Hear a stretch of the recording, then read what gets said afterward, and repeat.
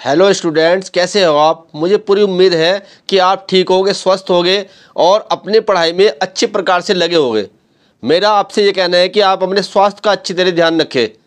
स्वस्थ व्यक्ति ही अपने काम को भली भांति अंजाम देता है। आइए देखिए आपके लिए जो है पंचलाइट फणीश्वर नाथ रेणु ने जो कहानी लिखी है इसके बारे में चर्चा करते हैं। और ये कई बार आई भी है। देखो 2013 में, 14 में, 15 में, 16 में, 17 में, 18 में, 19, 20, 21, 22 में आई है और अब के भी आने की पूरी संभावना है। देखिए रेणु जी ने ग्रामीण आंचलिक कहानी लिखी है और इसमें ग्राम सुधार की बात कही गई है। गांव के लोग किस प्रकार से टोलियों में बटे हुए रहते हैं इसका वर्णन है। तो इसमें जो है देखिए फणीश्वर नाथ जी हिंदी जगत के सुप्रसिद्ध आंचलिक कथाकार हैं। कथाकार पंचलाइट के माध्यम से ग्रामीण वातावरण का चित्रण करते हुए ग्रामवासियों के मनोविज्ञान की ग्रामवासियों का मनोविज्ञान क्या है कि वास्तविक झलक प्रस्तुत की है। रेणु जी ने अप्रत्यक्ष रूप से ग्राम सुधार की प्रेरणा दी है कि गांव वाले जो है, इसमें बताया है ये बिहार का गांव है और बहुत ही पिछड़ा हुआ गांव है, वहाँ का वर्णन कर रखा है इसके अंदर। पंचलाइट के माध्यम से ग्राम सुधार में जो किस प्रकार से किया जा सकता है ये बताया गया है। देखिए पंचलाइट खरीदारी, गांव के लोग जो है अलग अलग पंचायतें बनी हुई है और महतो जो पंचायत है, महतो जो टोली है उसकी जो वो जुर्माना करती है और जो साल भर में जो उनका जुर्माना इकट्ठा हो जाता है तो रामनवमी के दिन वह जो है जुर्माने के पैसे से पंचलाइट खरीद के लाते हैं।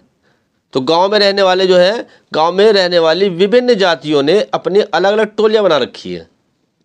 उन्हीं में से जो है महतो टोली ने 15 महीने के दंड जुर्माने के जमा पैसों से रामनवमी के मेले में इस बार क्या क्या खरीदा, पेट्रोमैक्स, जिसे लालटेन भी कह देते हैं, खरीदा। पेट्रोमैक्स को देखने के लिए जो उनके टोली के सभी गांव के बालक थे, औरतें, मर्द, बच्चे सभी इकट्ठे हो जाते हैं और सरदार ने अपनी पत्नी को पंचलाइट की पूजा पाठ की सामग्री का प्रबंध करने के लिए कहते हैं कि जो है आज पंचलाइट जलेगा, उससे पहले किसी भी शुद्ध कार्य को करने के लिए पूजा की आवश्यकता होती है। उसके लिए अपनी पत्नी से सरदार जो है पूजा की सामग्री प्रबंध करने के लिए कहता है।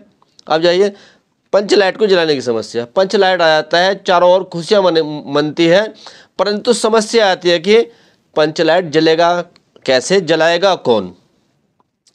तो महतो जो टोली थी उसमें कोई पंचलाइट को जलाना नहीं जानता था।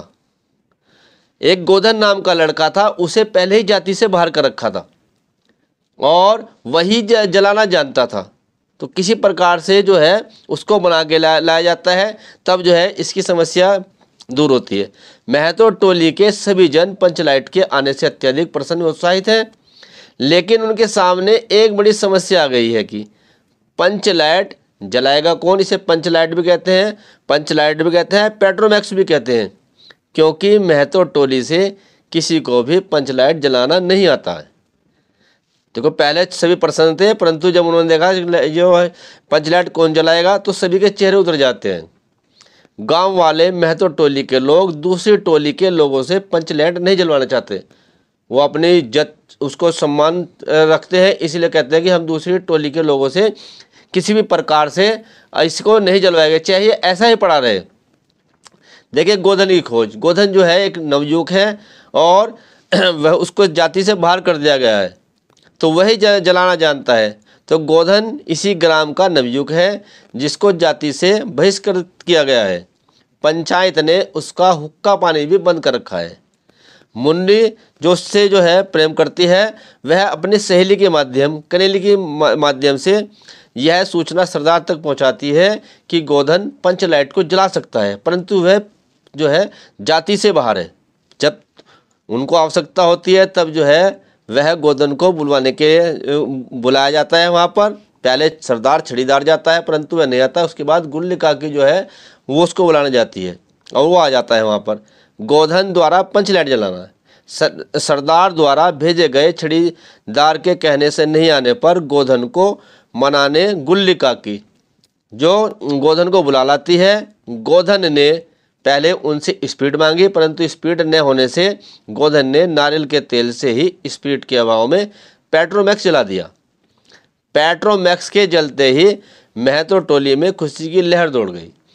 सरदार ने गोधन को बुलाकर कहा, तुमने जाति की इज्जत रखी है, तुम्हारा 7 खून माफ, खूब गाओ सलीमा के गीत।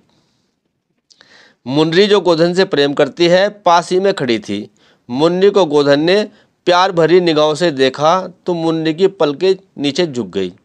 तभी कीर्तन करने वाले अर्थात कीर्तन करने वाले लोगों ने महावीर स्वामी की जय की ध्वनि की और कीर्तन शुरू हो जाता है और इसी के साथ ये कहानी जो है समाप्त हो जाती है।